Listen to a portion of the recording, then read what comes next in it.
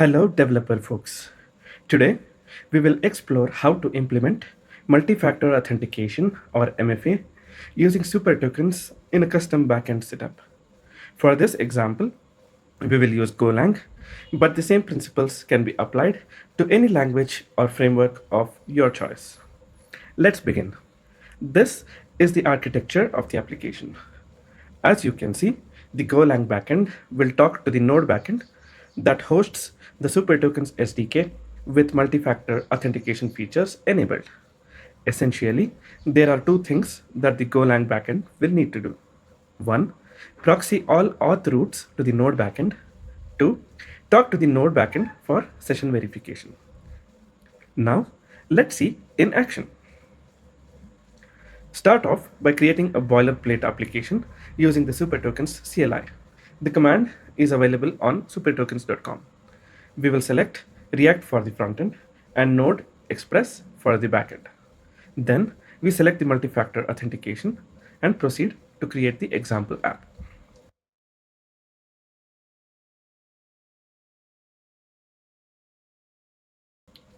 Then open up the project in the editor of your choice. We'll then rename the backend to auth backend and update the auth backend to run on port number 3002. We would need the Golang backend that we will create later to run on port 3001. Also, update the npm scripts to be able to start the project at once. Now, we'll create the Golang backend application. I'll quickly grab the example from gofiber.io and change the port to run on 3001.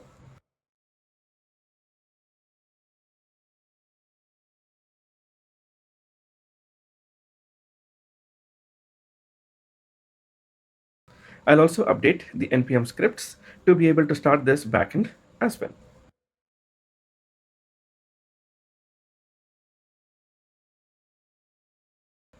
At this point, we should be able to run all three of them, and we are ready for the next step. For the testing purposes, we will spawn Supertokens core using the Docker locally.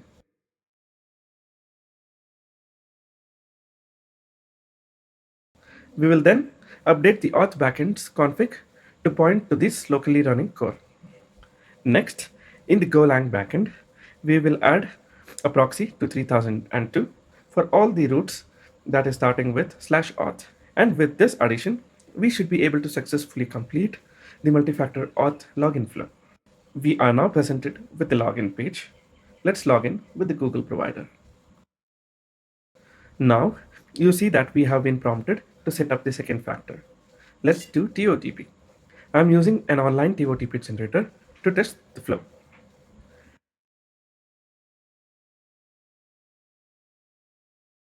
Let me also try the login flow again, just to see if I would be prompted to do the TOTP as a second factor.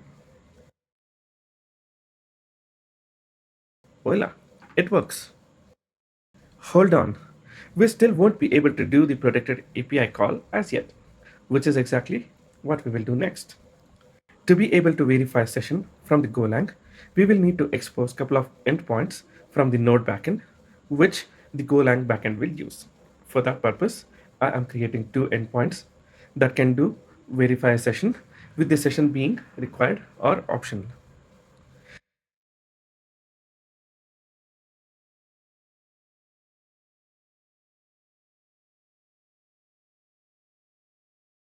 We then create a verify session middleware that can add session information to the fibers context. We create a session struct that we will add to the fibers context. Then define the middleware function that does the following. 1.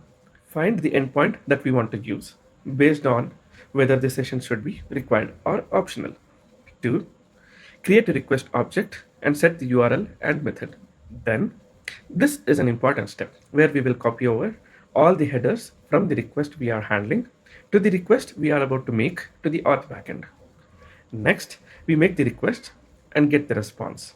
To keep things simple, for any error, we return HTTP unauthorized, but you can always customize this as per your need. For now, this works. We then marshal the response into the session object and set it into the fibers context and call the next.